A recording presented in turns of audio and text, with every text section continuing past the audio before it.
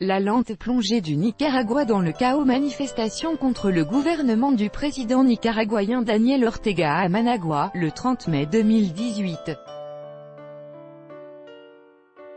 Copyright Reuters. Osvaldo Riva au Nicaragua, où une quinzaine de personnes sont mortes le 30 mai dernier lors d'une nouvelle manifestation. Le bras de fer entre le président Daniel Ortega et l'opposition semble évoluer de plus en plus vers un point de non-retour.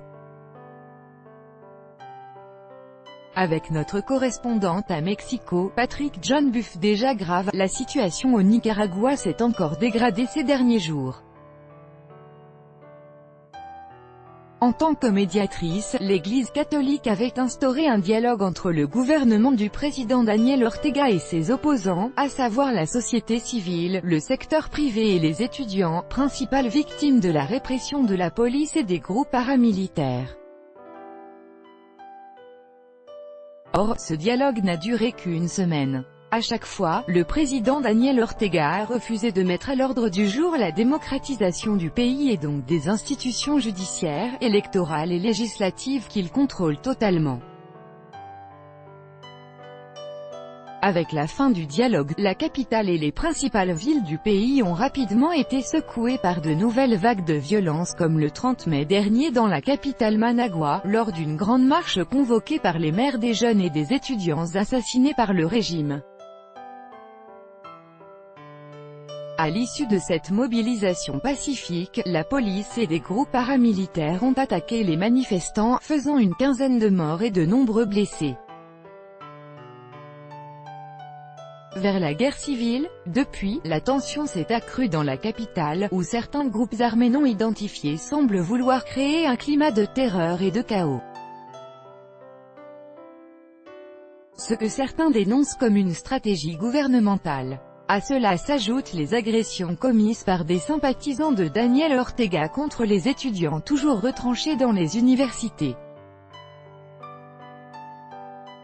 ou contre les opposants qui contrôlent des barrages routiers ou des barricades, comme cela était le cas le 2 juin encore dans la ville de Masaya, au sud de Managua, où 5 personnes ont perdu la vie lors d'affrontements. Les graves événements de ces derniers jours font craindre que le Nicaragua s'achemine vers une situation incontrôlable. Le massacre du 30 mai dernier semble marquer un point de non-retour. Certains Nicaraguayens craignent d'ailleurs que le pays finisse par se retrouver au bord d'une guerre civile.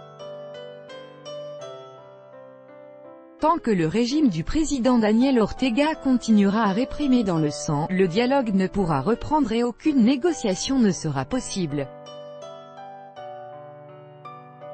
La seule solution serait que le chef de l'État et son épouse, la vice-présidente Rosario Murillo, démissionnent.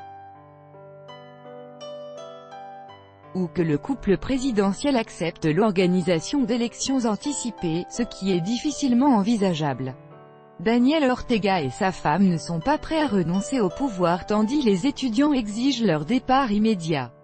Le Nicaragua se retrouve dans l'impasse.